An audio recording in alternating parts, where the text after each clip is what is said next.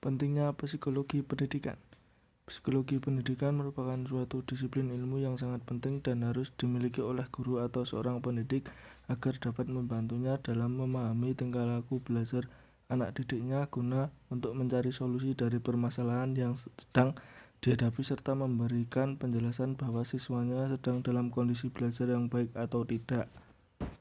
Pertumbuhan dan perkembangan anak.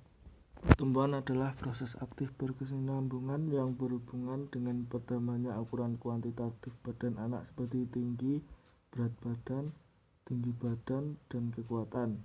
Tahap-tahap kemampuan motorik, perkembangan fisik, perkembangan mental.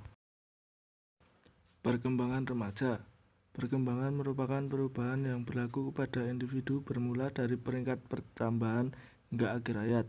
Masa remaja adalah masa peralihan antara anak-anak menuju dewasa.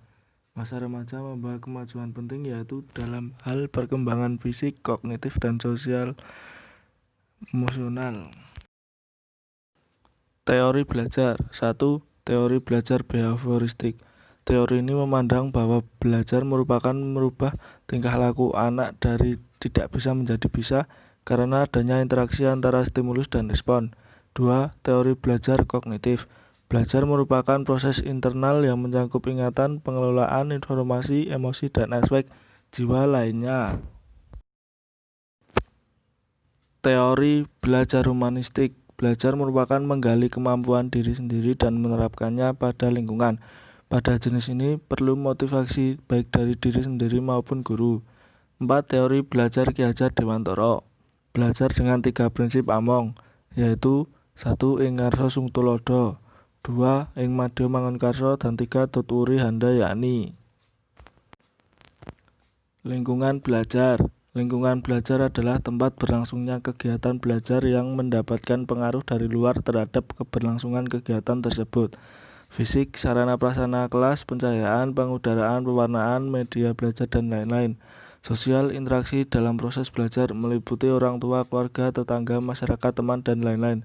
Non-sosial, gedung atau letak sekolah, ruang kelas, alat belajar, waktu belajar siswa. Evaluasi belajar adalah proses mendapatkan informasi secara menyeluruh dan berkesinambungan tentang proses serta hasil kegiatan yang dilakukan seseorang sebagai bahan atau penentuan lebih lanjut. Diagnosis kesulitan belajar. Upaya untuk mengetahui karakteristik kesulitan belajar melalui berbagai informasi berguna untuk memudahkan dalam mengambil keputusan. Inovasi pendidikan Indonesia merupakan suatu perubahan yang baru dan kualitatif berbeda dari sebelumnya, serta sengaja diusahakan untuk meningkatkan kemampuan guna mencapai tujuan tertentu dalam pendidikan Indonesia. Latar belakang inovasi dan perubahan pendidikan Indonesia.